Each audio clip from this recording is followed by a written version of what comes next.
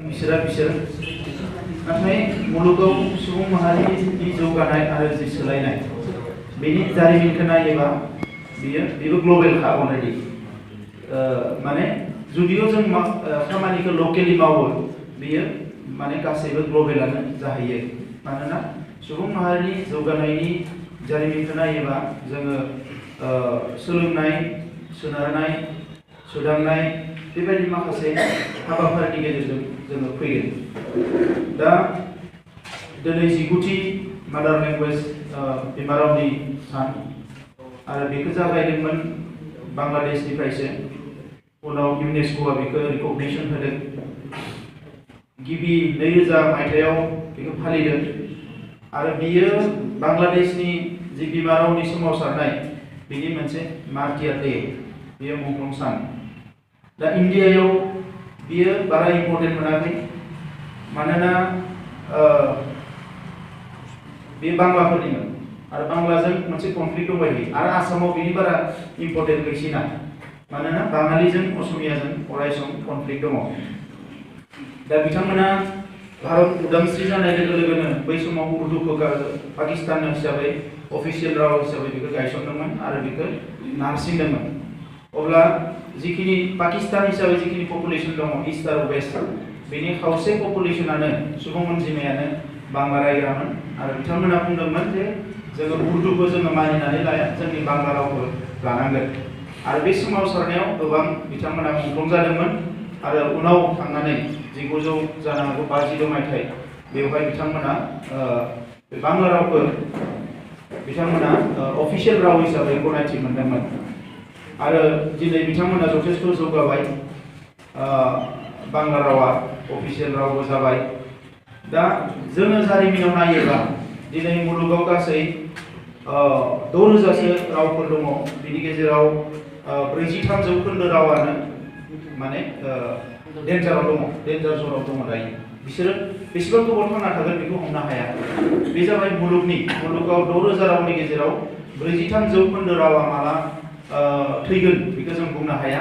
आरो राव बिगियानगिरिफ्रा बुंबाय थादों जे सानफ्रोमबो रावा थैगासिनो दङ होननानै दा बेबायदिनो फैयोब्ला जे दिनै इन्डियायाव 1600 रावारिफ्रा दङ होननानै जों फरायनो मोनो आरो बे रेकर्डआव दङ 1600 लेंगुवेजेस इन्डियायाव बिनि गेजेराव दायो फ्राय 700 सो रावाल' इन्डियायाव सोलिगासिनो दङ गोबां रावा थैलांबाय लासै लासैनो बे रावफ्रा थैलांगासिनो दङ दा बेनिखायनो जे दिनै मुलुगाव बे 6000 रावनि गेजेराव जुदि 43%आ थैनो गोनां जायोबा फ्राय 3000 सोल' राव एबा 3500 सोल' रावा माखासे समनि थाखाय थांनानै थागोन दा दिनै बे रावफोरनि जोनोमा सानसेनो जाया जोंहा प्रफेसर बिथांमोन दङ स्टाडि खालामदों रिसार्च खालामदों बिथांमोना बुंगोन आरो रावनि इम्पर्टेन्स सुबुं माहारि थांना थानायाव हिउमेन ससाइटि जों जे हिउमेन ससाइटि सुबुं माहारि सुबुं समाज बियो गुबुनफोरनिख्रुइ जोङो एसे डिस्टिंक्ट एबा डिफारेन्ट जानो हानायानो रावानो जोंनि गासैबो कमिउनिकेशननिफ्राय लानानै जोंनि साननाय हनायखौ एक्सप्रेस खालामनाय जोंनि गासैबो इभल्युसन जे थियरिखौ नायोबा फारि जौगानाय मोनसेनिफ्राय मोनसे स्टेजाव थांनो हादों बिकज अफ अनलि राव आरो राव गैयैखायनो दिनै जिब जुनारफ्रा गावसोरनि एखे स्टेजाव थानो गोनां जादों दा बेवहाय बे मोनसे राव गुबुन मोनसेया जाबाय गावबा गावनि बिमा राव दा राव बिगियानगिरिफ्रा बुंदों जे बिमा रावा सोलोंनायनि थाखायबो सबसे मा होनो गोनांसिन एबा मोजांसिन राव होननानै बिथांमोना गनायथि होदों ओंखायनो भारतआवबो जेब्ला RTE जायो राइट टु एडुकेसन एक्ट बै समाव भारतआवबो बुंनो गोनां जादों मोनसे क्लज लाखिनो गोनां जादों एलिमेन्टारि लेभेलाव गथ'फोरखौ गावनि बिमा रावजों सोलोंनो होनाया मोजां होननानै जाहोना जाबाय गथ'आ जोनोम जानायनि उनाव बोसोरथामनि गेजेरावनो गासैखौबो सोलोंजोबो आरो बिमानि रावजोंसो सोलोङो अब्ला बिनि सोलोंथायाबो जुदि बिमानि रावजों जानो हायोब्ला अब्ला बियो गथ'आ सोलोंनायाव जोबोद इजि जायो ओंखायनो बुंदों जे बिमा रावा बयनियाबो मेडियाम अफ इन्सट्राक्सन जानांगोन आरो मुलुगाव नायोब्ला आं जेरावबो फरेनाव थांफेरनो मोनाखै खिन्थु जिफोर थांनानै फैग्रा एबा फरायनानै मोनो वर्ल्डनि मेक्सिमाम कान्ट्रियावनो दाबो गावबा गावनि बिमा रावानो सोलियो जोङो बेवहाय थांनानै इंलिसानो जेरावबो सोलियो नामा बिदि होननानै साननानै लायो खिन्थु सुइजारलेन्डनिफ्राय लानानै जार्मानिफ्राय लानानै जेरावबो चाइनानि जि मान्डारियान लेंगुवेजआ दिनै वर्ल्डआव बयबो सोलोंनो हमदों नोंथांमोना हयथ' सोरबाया फरायदोंबा मिथिदों मेडियायाव फैदोंमोन बोसोरसे सिगाङाव लास्ट बोसोरसे सिगां माने लास्ट 2018 आव फेसबुकनि जाय बिगोमा जुकारबार्ग बिथाङा मान्डारियान लेंगुवेज सोलोंगासिनो दङ चाइनिज लेंगुवेज मानो मुलुगनि मार्केटखौ चाइनाया साग्लोबजोब्बाय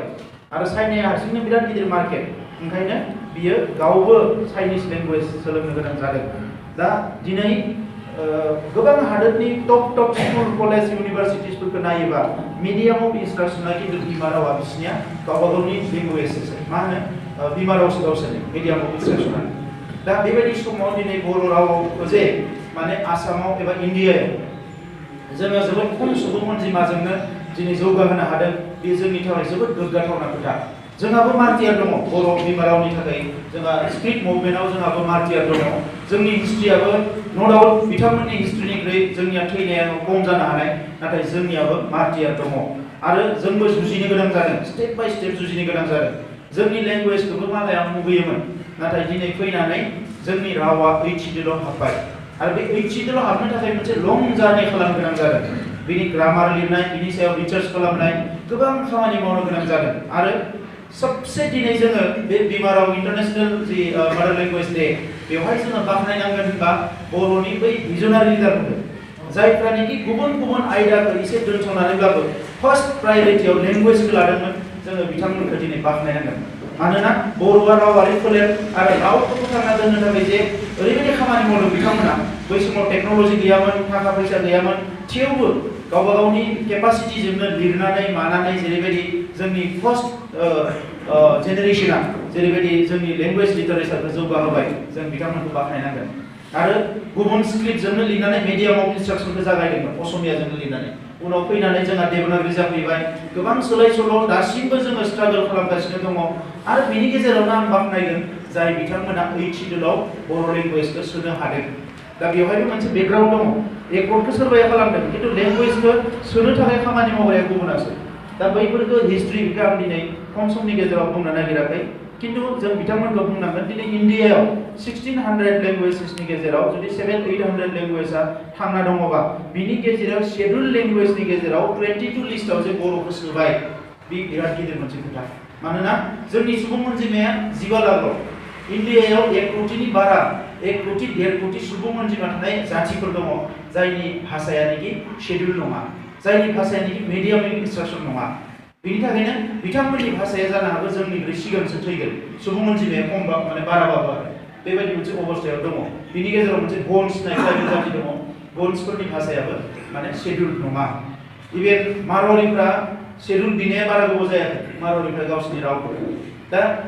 बे लाइनाव जोङो फैगासिनो दङ ओंखायनो बर' रावनि मिडियाम बर' रावजों बर' बिजोंजों फोरोंनाय स्कुलफोरनि जि कन्डिशन जि गाज्रि जालांबाय बियो खिन्थु जोंनि रावनि जिउखौ बेसेबां रावा जोंहा गोलावसिन जोरनानै थागोन बेखौ नैबेबो खिन्थु थिग खालामगासिनो दङ दा ओंखायनो दिनै बर' बिजोंनि स्कुलफोरखौ जोङो फोथांना दोननो थाखाय एनादार मोनसे समायखिरा लानांगौनि सम फैदों एनादार मोनसे सतबांसा लानांगौनि सम फैदों मानोना जोंनि मिडिल क्लासनि जि गार्जेनफोर जायफोरनिखि एसे सोलोंबाय रोंबाय बिथांमोना दिनै मा खालामदों जे खोब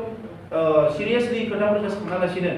माने जि मोनसे एट्राक्शन जि मोनसे माबा फैदों दिनै इंलिश मिडियाम स्कुल प्राइभेट स्कुलफोरनि जि मोनसे एट्राक्शन बेवहाय थ्रोब बारसननानै जोंनि बिजोंखौ फोथैलांनायनि माखासे परिबेस फैदों दा बेवहाय गार्जेननि दाय गैया 100% मानोना गभर्नमेन्टआनो जोंनि स्कुलखौ बिमा बाथुलनि नोजोरजों नायनानै सानफा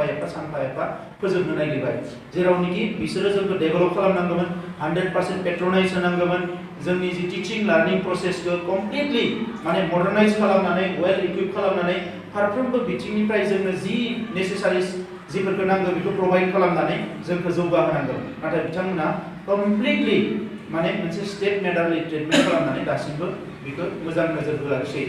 दा बिनि गेजेराव ओइथिडोल' हाबनाय लोगो लोगोनो दुलाराय बर' फरायसा आफादनि मोनसे डिमान्ड दंबावो जे बर' रावखौ बर' रावनि मोनसे माने language promotion bureau government of India दानानै होनांगोन होननानै जोङो दाबि खालामगासिनो दङ बेखौ दाबि खालामनाया जाबाय मा गोबां लेंगुवेजनि प्रमोशन ब्यूरो गैया उर्दु सिन्धी बेफोर रावनि माखासेनि दङ पान्जाबी दा बिसोरो जेब्ला ब्यूरोखौ दानानै लानो हायो अब्ला बिनि फाइनेन्शियल सापर्ट बायदिसिना गभर्नमेन्ट अफ इन्डियानि पेट्रनाइजखौ बिराद क्विकलि मोननो हायो दा ओंखायनो जों बुंबाय थादों जे जोंनो मोनसे बड' लेंगुवेज प्रमोशन बिउर' नांगौ होननानै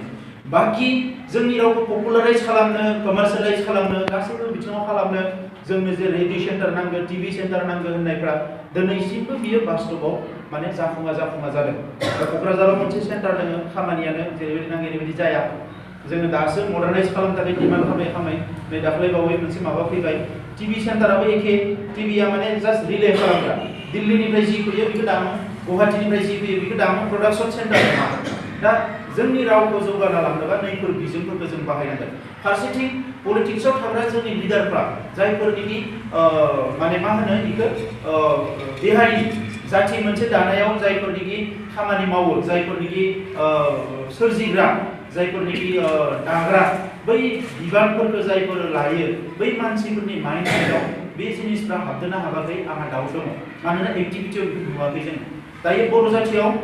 फैसा गोनां मानसि ओंखारबाय खिन्थु टिभि सेन्टार बिसोर बानाया रेडिअ सेन्टार बानाया उदालगुरियावबो मोनसे बर'नि एफएम सेन्टार जानो हायो मबाइल एफएम दामो दानिया न' दामो बेयाव जानो हायो बारा फैसा नाङा एफएम सेन्टार मोनसे दा टिभि सेन्टार खालामनो हायो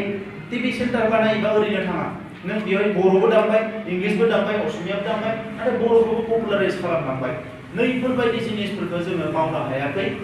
नेशनेल लेभेलाव कम्पिट खालामनो हायाखै जोंहा मावनांगौ गोबां दङ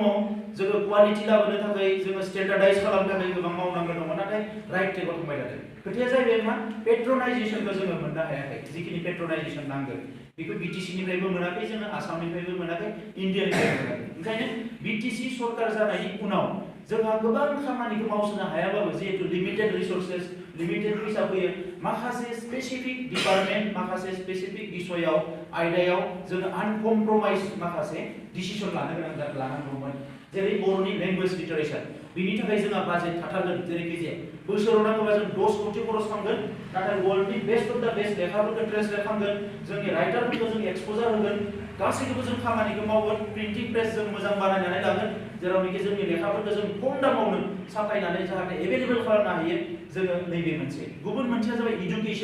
इडुकेसननि थाखाय बाजेटआ नंथाराबाबो जोङो 20 कोटि 30 कोटि 50 कोटिबाबो गुबुनाव बाहायदाबाय इडुकेसनाव बाहायनांगौ मानो जे गाबोनो जुदि बर'फ्रा एकदम ज्राव लेखा गोरों ओंखारोबा एमए पास बिए पास डक्टर इन्जिनियार बर' हारिखौ मुलुगाव रावबो गादबना दोननो हानाय नङा दा नैफोरबायदि माखासे एजेन्डाखौ जों लाथारनांगोन नाथाय बेफोर एजेन्डाखौ जों लानो हायाखै नाथाय बेखौ लानानै जोंहा नार्भास जानांगौ जेबो गैया